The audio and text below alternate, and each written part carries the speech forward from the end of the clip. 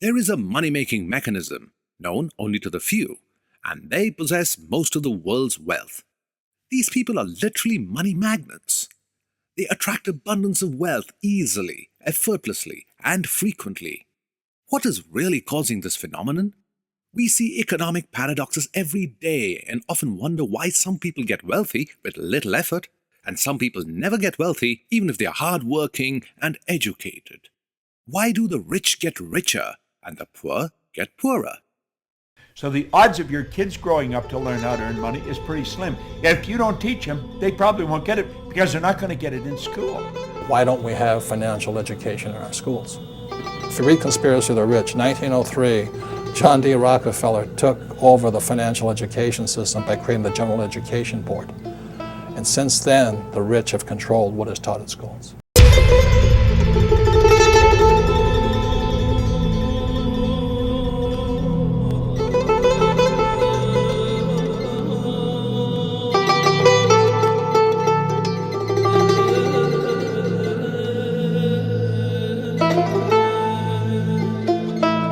It's interesting that most people think about money all the time, and most people don't know very much about it. Sometimes they don't know anything. It is said that in life, you become what you learn the most. If you study cooking, you will become a chef. If you learn medical science, you become a doctor. But what should you learn to become financially successful? What education can really help you become rich? There is only one answer if you want to become wealthy. Study money. If you really value something, you'll study it. If you really don't value it. I had a gentleman just today come up to me and he says, I want to be financially well off. I said, how many books have you ever read on the topic? He goes, I've never read a book on it. I said, you don't really want that. You want the lifestyle, the fantasies that people have. And fantasies will create your nightmares. You have to care about wealth building enough to study it and to learn it, to master it. Warren Buffett, before he was 11 years old, already read all the books in the Omaha, Nebraska library on wealth building. Imagine how dedicated he was. No wonder he's wealthy as he is. So study it. When you really, really, really value something, you'll study it, you want to learn about it. Just as water exists in three forms as ice, liquid, and vapor, money also exists in three forms, three dimensions. The one is the frozen state, our material possessions we have. The other is the liquid state of money. Most often we call it liquid cash, ready for conversion at any time. The third is the vapor or ethereal or the spiritual state, and the mental state of wealth. The great ideas we have, the knowledge and wisdom we possess, which can be transformed one day from the state of mental money to material wealth. Mental wealth can be that billion-dollar idea that you have. The spiritual dimension to wealth is that when you give money from an attitude of gratitude and the sense of abundance, it transforms you from the material state of greed to the state of infinite riches. When you give, the greed disappears along with the fear of losing money. Perhaps the most powerful single factor in your financial success is your beliefs about yourself and money. We call this the law of belief. It says simply this: whatever you believe with feeling, emotion, intensity becomes your reality. Psychologists say that we all have a conditioned subconscious mind. They are like running software for your brain. In simple terms, we all have a wealth operating system that is responsible for our thinking, actions, and habits. It is due to certain conditioning that you often get the results you're getting at the moment. Expecting a different result from the same cause is insanity. Instead, learn to apply new conditions and causes. The practice of new learning begins by unlearning what you've already misunderstood about money. Most of us are brought up with a lot of myths about money through our verbal programming. Things like money doesn't grow on trees. It's selfish to want a lot of money. You have to have money to make money. You have to work hard to make a lot of money. Money is the root of all evil. You can't buy happiness. The more money you have, the more problems you have. Wealth brings pain and misery. Any of those sound familiar? And one of the worst ones is, I don't have what it takes to make a lot of money, or I can make money, but I can never hold on to it. These are the common statements which create a negative programming to wealth, wrong wealth philosophies, myths that are created by people who could never make enough money and followed by generations thereafter. If you have these wealth opinions running in your mind, they subconsciously emit a vibration and a frequency very much contrary to your conscious intentions of making money. We have unconscious beliefs about money. I can say the question, or even this statement, I can say this statement, money is the root of all, and everybody's going to say evil. Well, think about this. If you consciously sit there and say, I'm going to attract more money, I'm visualizing more money, I am now becoming wealthy, but unconsciously you think money is evil, you're not going to want it in your life. You're going to push it away. Or you allow a little bit to come into your life, and then you'll have an accident, you'll have a problem, there'll be a lawsuit, there'll be something to get rid of the money because unconsciously you think it's evil. So the first thing to do is make peace with money. Money's okay. Money's neutral. Money is nothing but some agreed upon means of exchange. And what most of us don't realize is that we are all taught, I repeat, taught how to do money. And unfortunately, most of us were taught by people who either didn't have a lot of money, or they had a lot of emotional issues or fears or non-supportive beliefs around it. Their ways of thinking and being became our ways, and then we just run this program automatically, unconsciously. We don't even know why we make the choices we do, but we do see the result, and it's usually not what we want. See, our mind is programmed. You're working with a program, I'm working with a program. Now, most people are working with a program that someone else built. They are the production of somebody else's habitual way of thinking. I'm going to suggest that you can rewrite the program. You can rewrite the program. Well, the easiest way to do this change, to reprogram your subconscious or unconscious mind, is with affirmations. And you can do that by repeating written affirmations out loud or silently to yourself twice a day for about 5 to 10 minutes each time. Or you can listen to pre-recorded affirmations on CDs or MP3 files downloaded from the internet while your hands are busy but your mind is free. Affirmations like these. I have the fundamental right to be wealthy. The universe is abundant, and as humans we have the right to inherit the abundance. I am born rich and possess all the resources to be wealthy and rich. For me, money is good, and I am committed to being wealthy. Money is good. It's wonderful to have lots of money. I am a money magnet. I have the mind of a billionaire. I have tremendous mental wealth. Money is good. Money makes me happy. Money is abundant. It is easy to acquire it.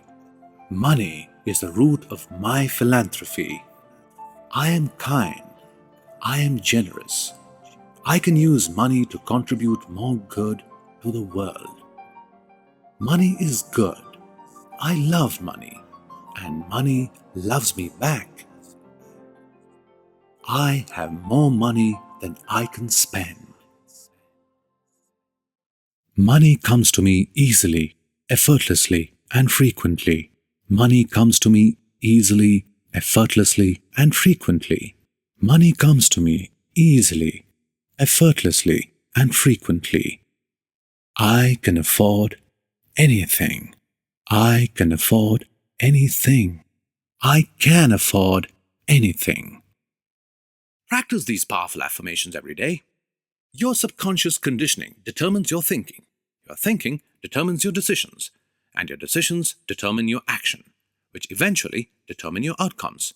Have you ever heard of affirmation? Here's the problem with affirmations. Nothing wrong with them, but there is a problem. And the problem is you're doing them when you're conscious. You're relaxed. I am wealthy. I am healthy. That's fine. The challenge is that it's dripping from the conscious, the subconscious is down here. In between, it's something called the critical factor. It is like a guard at the gate, like a bouncer at a nightclub. And as it comes down, it bounces. Sometimes one will get in the nightclub. Sometimes one will slip in the party. And over time, it will work.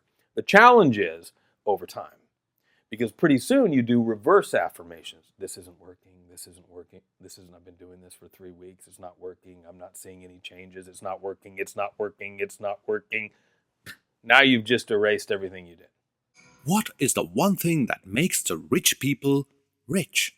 Rich people are financially literate, which means they know the difference between an asset and a liability in the first place. Robert Kiyosaki, author of the international bestseller Rich Dad, Poor Dad, writes, "Poor and middle class acquire liabilities, but they think they are assets. An asset is something that puts money in my pocket. A liability is something that puts money out of my pocket." I repeat, an asset is something that puts money in your pocket. A liability is something that puts money out of your pocket. According to Kiyosaki, most people struggle financially because they don't know the difference between an asset and a liability. The rich buy assets. The poor only have expenses. The middle class buys liabilities that they think are assets. Most often, the middle class tends to spend a lot of their income to make themselves look affluent and rich. All they do is just end up buying more liabilities. Sometimes, what is surprising about most of the rich are they don't really look rich. There is a popular saying that man is the richest whose pleasures are the cheapest.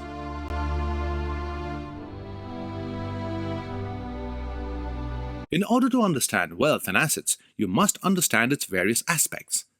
Lee Brower, the founder of an organization called Empowered Wealth, has developed 4 types of wealth quadrants. When I say the word wealth, what do you think of? Most people think of money, stocks and bonds, real estate, things of this nature. So it's the things we'd find on our balance sheet, or what we call financial wealth or financial assets. Are there assets that you value more than your financial assets? So we have another quadrant that we call our core assets, which includes our family, which includes our health, which includes our values and beliefs, our spirituality, our unique ability. So the question I ask you is, would you trade your family for more of the financial? Would you trade your values for more of the financial? Would you trade your health for more of the financial? I don't think so. So we call those the core assets, or the core wealth that we have. And it kind of transcends everything else. But there's another category of wealth that we call our experience assets. Education is an experience asset. We wouldn't trade it for more money if we lost it altogether.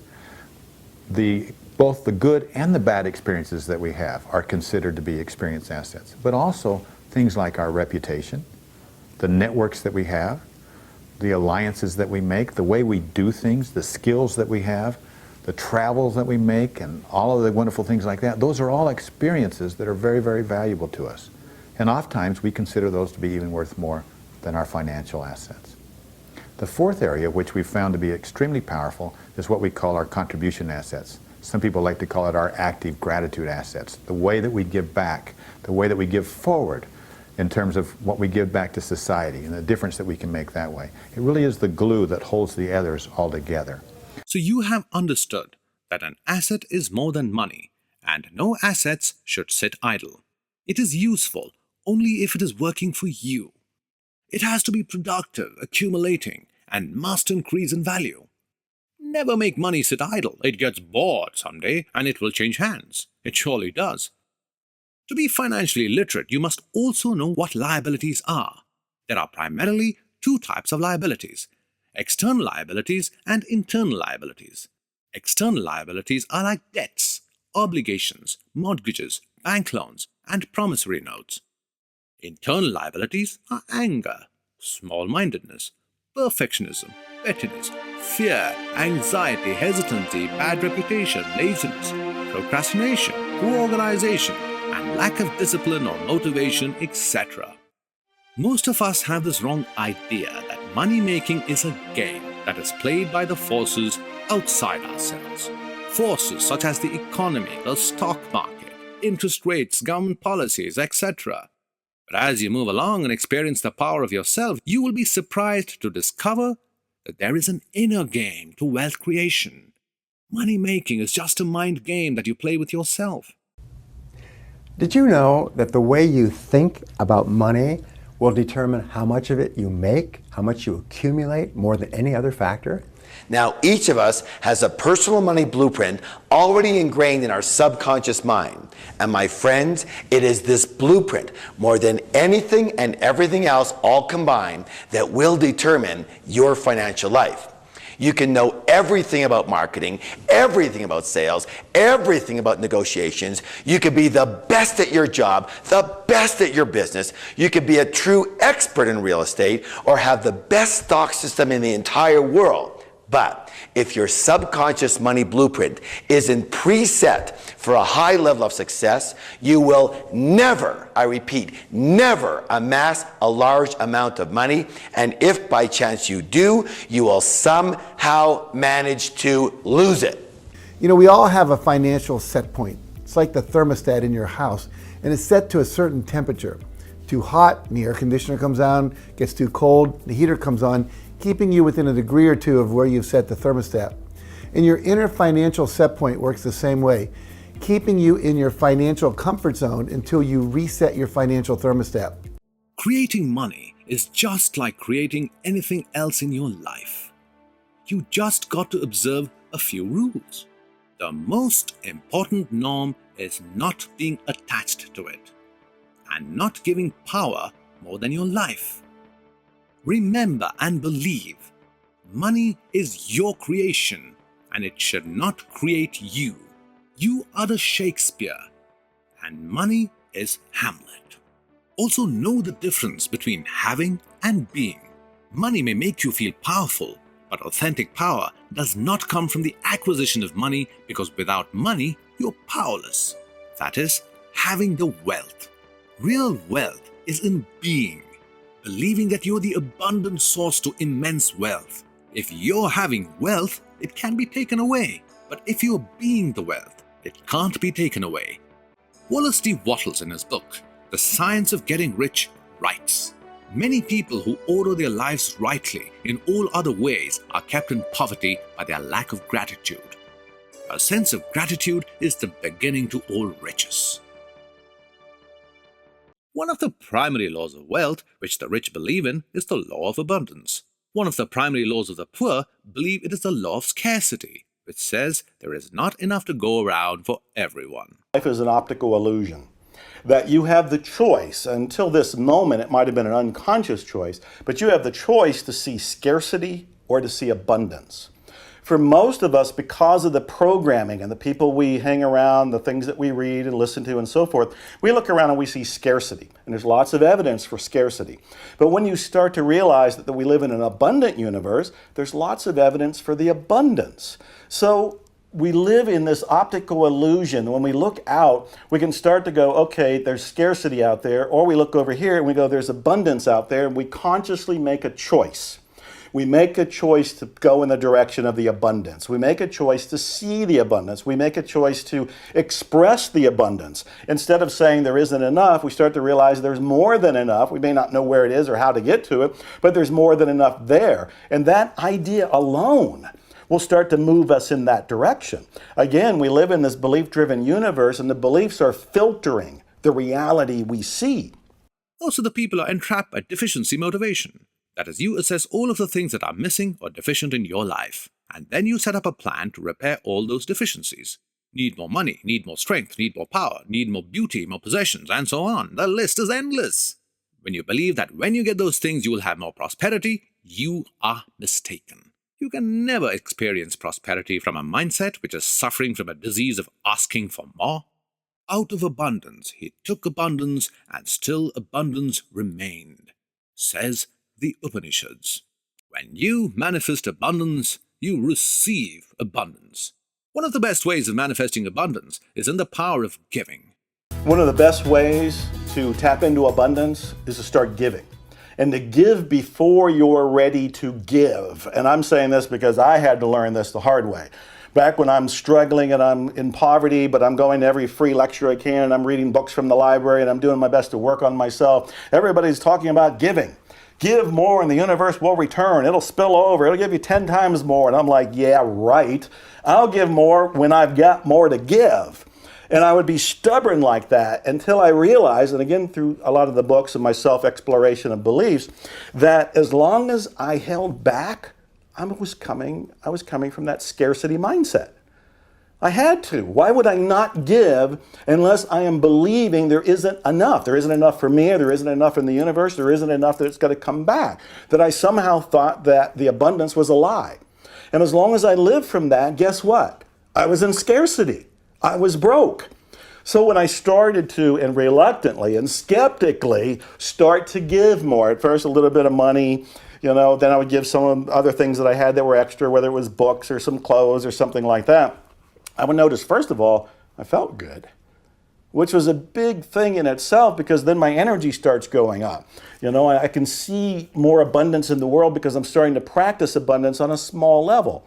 But then the other thing that happens, and this is the punchline, it kind of wallops you, is that more comes in, more money comes in, more of whatever I was giving would come in.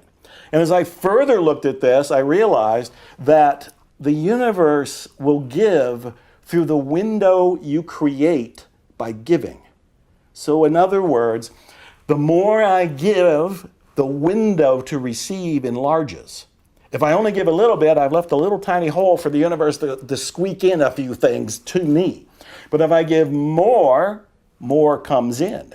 So giving leads to receiving, but you've got to start even when you're not ready to. You have to start before you're ready. You have to start giving before you're ready to give, to start receiving. Another effective way of attracting abundant wealth is to think and feel abundant. You feel it first, and then it is created for you. Riches begin in your mind. You must realize that all those who've accumulated great fortunes first did a certain amount of dreaming, hoping, wishing, desiring, and planning before they acquired money. Work out a system within your mind that allows you to imagine yourself living a prosperous life with all the material things that are necessary. Send scarcity out of your mind and replace them with abundant thoughts of bountifulness, profit, and ease.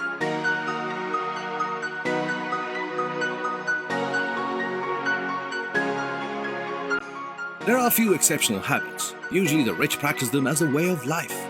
The rich have 7 powerful financial habits. These habits not only make them acquire wealth, but also help them manage and keep their wealth. The first habit is the practice of paying yourself first. Many years ago, a man named Klassen wrote a book called The Richest Man in Babylon.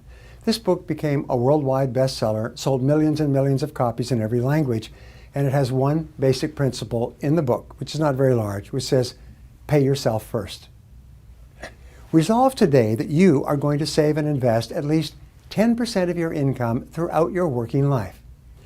Take 10% of your income off the top of your paycheck each time you receive one, pay yourself first, and put it into a special account for financial accumulation. And what we mean by pay yourself first is this. With every single dollar that comes into your household, every single dollar, you take a percentage off the top. Now, it's not the exact percentage that's important. What's important is that you do it with every single dollar that comes into your household, with every single peso, with every single euro, with every single pound, whatever the currency, you do it with every single one, because it's the habit that's the most important. And by putting that money aside, it forces you to do 2 things. One, it forces you to get very, very creative on how you're going to pay your bills, and you do get creative. And number 2, most importantly, you are paying yourself and you are building your financial future. You're creating the money to invest in your future. That's the most important thing. Now, pause for a moment and ask yourself this question. How often do you pay yourself? Less than 5 people in every 100 pay themselves. And if you were to ask the other 95 why they don't, they would probably tell you that by the time they pay everyone else, there is nothing left for them. The second habit is saving and investing. Why do some people earn 10 times more money in their lifetime than the rest of us? Do they work 10 times harder? Are they 10 times smarter? Of course not. Wealthy people love to save money by spending wisely, and they invest 10% of what they earn. It is not how much you make, it is how much you keep that matters. Developing the lifelong habit of saving and investing your money is not easy. It requires tremendous determination and willpower. You have to set it down as a goal, you have to write it out, you have to make a plan, you have to work on it all the time. But once this practice locks in and becomes automatic, your financial success is virtually guaranteed. The wealthy people see every penny and money as a seed, capable of becoming a money tree. They are successful in every penny they invest because they know the energy money has. Money attracts more money. They keep a part of the money for breeding purposes. But there is a Parkinson's law which says that expenses rise to meet income. This means that no matter how much you earn, you tend to spend that much and a little bit more besides. As a result, you never get ahead and you never get out of debt. Your job is to break Parkinson's law. How do you handle this? Now you need the third habit. The third habit is practicing frugality, becoming frugal. Being frugal means being very wise with your money and how you're managing it. In order to save, you must learn the art of spending. The key for you is to practice frugality, frugality, frugality in all things. Be very careful with every penny, especially at the beginning of your working life. Question every expenditure. Delay or defer important buying decisions for at least a week, if not a month.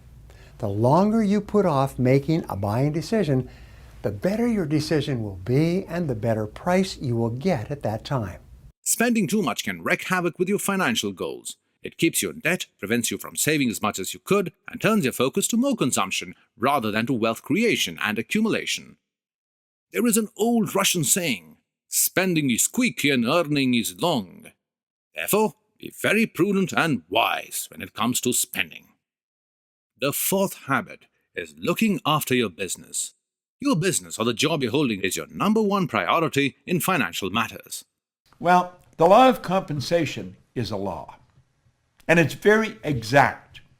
I want you to really pay attention to it, because this law clearly states that the amount of money you earn is in direct ratio, it's in exact ratio to the need for what you do, your ability to do it, and the difficulty there is in replacing you.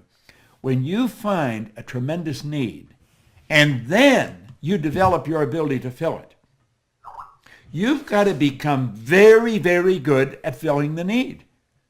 Well, you've got to make up your mind you're going to get really good at this. You're going to become very good at it. And when you do, then you're very difficult to replace. Now, there's no such thing as an indispensable person, but some people are very difficult to replace. And if you make up your mind you're going to get really good at this, I guarantee you, you can earn a lot of money. The answer to me is this is the most practical time in the history of time to be an entrepreneur. And like, if you even have 1% thought around doing it, do it. And not do it at the expense of anything other than your leisure. You're gonna join this at the expense of watching Breaking Bad. You're gonna do this at the expense of going and drinking a couple of craft beers with your buddies. Like, can't you give that up for a year to change your entire life? I think. You know what regret is? Regret is not making the money. Regret at 87 years old is laying, being sick at 87 years old, laying on your couch, and for some unknown reason, remembering watching this video and asking yourself, like, why didn't I start that hat company? That's bad. If you ever thought that you were an entrepreneur or salesman or a business person, or you wanted to make a product or sell something or do it on your own, this is the moment. The fifth habit, take educated risks or calculated risks. Now, there are basically 5 types of risk for you to consider. The first type is the simplest. It is the risk that is not yours to take. It's the decision that you do not have to make or the gamble that you do not have to engage in. Whenever you can delegate an act entailing uncertainty, you can reduce your risk of losing time and money and increase your likelihood of long-term success. Remember, there are certain risks that are not yours to take, so don't take them. The second type of risk is the risk that is unnecessary. You engage in an unnecessary risk when you act precipitously, without sufficient information, or without taking time to think it through carefully in advance. Many of the mistakes that you have made, and me for that matter, have occurred because you acted without thinking. That is, you acted without taking the time to minimize the risks involved. The third type of risk is the risk that you can afford to take. Calling on a new prospect, following up on a lead, and exploring a new opportunity all are risks that you can afford to take. In these cases, the cost of failure is very low, while the rewards of success can be very great. The fourth type of risk is the risk that you cannot afford to take. The consequences of making a mistake would be too enormous. You cannot afford to bet your whole company or your whole bankroll on a speculation of any kind. You cannot afford to commit all your resources to a single project and have your entire success or failure hinge on the outcome of that project. The fifth type of risk is the risk that you can't afford not to take. The downside may be costly, but the upside is so exciting that it's very much worth taking a chance to go after it. If you're working on a big prospect whose headquarters are a long way from your main office, it's certainly a risk to travel all the way there and back several times, but it's a risk you can't afford not to take. If the prospect or the business materializes, it can make a major difference to both you and your company. Remember, your ability to confidently take calculated risks in the direction of your goals will ultimately lead you toward success. So before you take a risk, always ask yourself the worst possible option question. What's the worst thing that can possibly happen if this risk doesn't work out? If you cannot afford the worst possible thing that could happen, don't do it in the first place. The sixth habit is tithing. Tithing means giving away 1/10 of your income for a cause or charity. Money can be earned, grown, guarded, fought over, used well, used badly, won, lost, buried, invested, given away, brought back, exchanged, and divided up. But the nicest thing to do with it, surely, is to share it. There are people who say, what do I do or what do I give if I don't have any money to give? I got to tell you, I practice a tough love from time to time when I get right in your face and I go, you're lying. You are lying. You're lying to me, but you're more importantly lying to yourself. Self-deception is all over the place. Self-sabotage is all over the place. You have money. You may want more money. You may desire more money. You may need more money, but you have some money. You have to take a small percentage of what you already have, even when it's uncomfortable, and you have to give it away. And I want to make sure I explain this. The rule of thumb is to give 10%. I say you give a percentage that feels comfortable for you. It should stretch you a little bit, but make sure it feels comfortable. You shouldn't be in debt. You don't want to go on the streets, but you probably have some money. We want to give away a little bit of it. Where do you give the money away? This is the second part of this whole notion. So the question is, where do you give your money away? And I say, you stop and you ask yourself, where have you been inspired or nourished recently?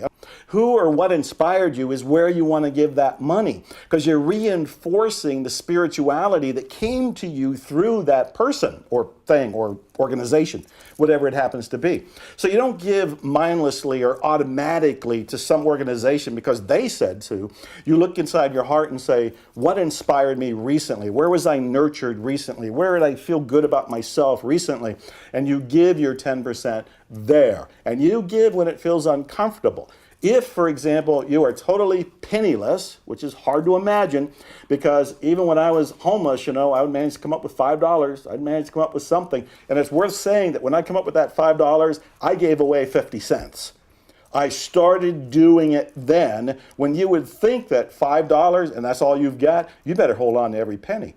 No, not when you start to come from the abundant mindset. If you're really living in this abundant reality and you realize that and you have $5, then you know that's the doorway to more money. You give 10% of that to wherever you're being inspired.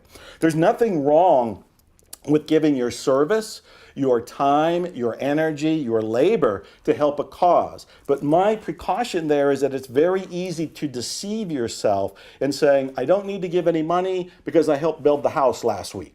I don't need to give any money because I gave that person a shirt. I don't need to give any money because I helped the neighbor wash a car. You're deceiving yourself. That does count. That is caring, that is loving, that is taking care of other people. But you need to give money to receive money from the abundance mindset reality. Giving has its own rewards. Giving and receiving are two sides of the same coin. It is sowing and reaping, and that is good karma. Tithing follows the principle that the more you give, the more you receive. The seventh habit is an hour of power every day. The body needs food and exercise. The mind needs mental feeding and mental exercise. And the spirit needs the joy of good karma or spiritual exercises. Engaging in daily self-improvement. This is critical in order to grow as an individual and to learn. The 88% of the self-made millionaires in my study engaged in 30 minutes or more of self-education reading. 54% focused on trying to improve their vocabulary. 86% said that they were interested in learning new things. And part of self-improvement is also health. You want to be healthy. The healthier you are, the more productive you'll be, and the more energy you'll have, the more money you'll make. And 76% of the wealthy in my study exercised 30 minutes or more every day aerobically, about 4 days a week. An hour of power can stimulate you for success, inspire you to take action, and focus on completing things you have been procrastinating for a while. Bottom line, feel good and be inspired. Well, you've understood the 7 powerful habits of the rich. Now you can learn the 8 money skills of the rich. Learn how the rich make money. First, rich invent a money-making system. The rich breed cash cows. They make money work for them. The rich usually have several money-making schemes or a system. There are a few characteristics to ideal money-making system. Create multiple sources of income, or MSIs. Now, where you are is what you're earning right now. That's your present income. The MSI is an additional income. It's not another job. It's not a better job. It's not even a job. It's a source of income. See, money is reward received for service rendered. Well, you can start sources of income. You can start them all over the world. You may say, well, how? Well, you don't have to know how. You just have to make a decision that you're going to do it. The how will come. Don't let the how trip you, okay? And once you get one going, then you get another one. And it may be in a related field right near where you are. See, I believe you can set up sources of income that are very closely attached to what you're already doing. I read a story one time by U.S. Anderson. It came in a book. It told a story about he and a friend of his were in a nightclub, and there was guys spinning plates on the end of bamboo poles. You've probably seen it happen on television. And this guy had 18 plates spinning on the end of bamboo poles. And when the bamboo pole was bending over and just about, and you think the plate's going to, you say, get that pole. You think he goes over and he gets it going again. When they left the club, he says to his friend, wasn't it amazing how well he spun those 18 plates? And his friend says, what was amazing isn't how well he did it, but the fact that he did it at all. And Anderson said that started him thinking, how do you become an 18-plate spinner? He said, you learn to spin one plate. Learn to set up one MSI, and then 2. And maybe you'll become an 18-plate spinner yourself. Secondly, the rich sell themselves. Selling is bedrock upon which every fortune is built. You can't make money without selling. Everybody sells. It may be a product, service, or entertainment, or all of it. Sell yourself and your abilities, skills, and attributes. Sell. Sell and sell. Figure out, work, tinker, push, prod, promote, sell your product. Simple as that. The key to any business is buy low and sell high. That is what we call profit. If you can't sell, then you still have not invented your money-making system, which is the first step. The third is the power of association. You become whom you hang out with. If you want to get rich, start associating with rich and successful people. Rich people believe in networking and the social concept of interdependency. It is researched and found that 20% of the average income of the rich comes from their close associations. The fourth is having mentors. There is a Chinese proverb that says, a single conversation across the table with a wise man is worth a month's study of books. As a young kid, starting at probably about the age of 5, 6, 7, 8, 9, I really wanted to be rich. So I think number one is desire, and then you naturally seek your role models and teachers. And in my lifetime, I've had multiple rich dads. My rich dad was my best friend's father starting at the age of 9. And then today, I still seek mentors and wise men and wise women because that's how you get wiser, is by hanging out with smart people. The fifth is to use the miraculous power of leverage. Archimedes said, "Give me a lever long enough and a place to stand, and I will move the entire earth." Leverage is the power to control a lot with just a little. It gives you the power to achieve more with less. Since year 2000, the number of millionaires in our economy has doubled. The population hasn't doubled, but the number of millionaires has doubled since year 2000. The same thing is true for people who are worth 10 million or 100 million. It's even true for billionaires, right? People who are worth enormous. In other words, the high end of the market is doing extraordinarily well. Why? Because leverage is increasing, right? People have more ways to leverage their efforts using things like the internet and automation and robo-sourcing and outsourcing and all the other, even just financial leverage. People are finding ways to leverage their activities. The sixth principle: find your unique ability, nurture it, and sell it. Once you can do something no one else can do, or as few people as is possible, you can pretty well name your price. Scarcity creates demand, and demand increases value. Everyone is unique and has a unique role in society to play. We make a living through giving and receiving. What you can uniquely contribute with your unique abilities determines your success. Well, money is a means to an end. Too many people focus on the money and they don't realize that what they really want is what the money will bring them. Yeah. So what I tell people is, okay, say you won the lottery, or say you inherited money, say that you had some sort of abundance fall into your lap. What are you going to do with it? That's more important to look at, because somebody may say, well, I've always wanted to open my own restaurant. Now I will open my restaurant. Well, then forget about the money, focus on the restaurant. That's your dream. Somebody else might say, I've always wanted to write a children's book. Focus on the children's book, not on the money to get to the children's book. There's lots of ways to obtain what you want. Money is simply one of them. When we focus too much on money, we become blind to all the other possibilities that are around us. The seventh is to create value. There is a law of income that states you will be paid in direct proportion to the value you deliver according to the marketplace. The thing about money and the science of money is that you can have all the money you want and earn it honestly by contributing value to other people. By doing things for other people that are valuable, important, and help them get the results that they want and they will pay you for. This is the basis of money. But you got to keep your focus totally on not getting rich, but on bringing great products and great service and a great value add proposition into the marketplace, so people value you, your company, your ideas, and your services more than they value their money. Then you collect some money and you get to invest in things like houses and cars and a company and employees. The eighth is finding a way to serve. The greatest levels of contentment and self-satisfaction are experienced by those who found a way to serve others. In addition to the true inner joy that is created by serving others, it is a universal principle that you can't serve others without it coming back multiplied to you. Most of the successful people throughout history have identified a need in the marketplace and provided a solution for it.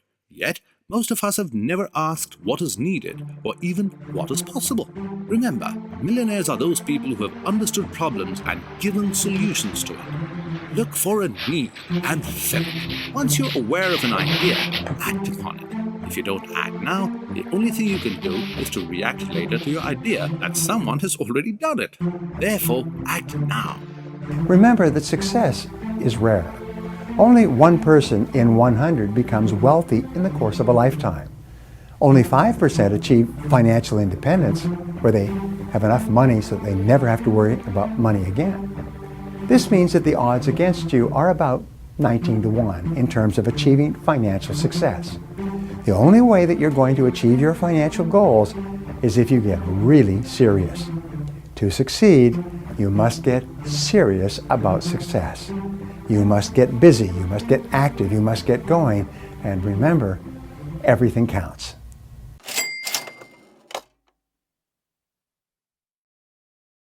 Money.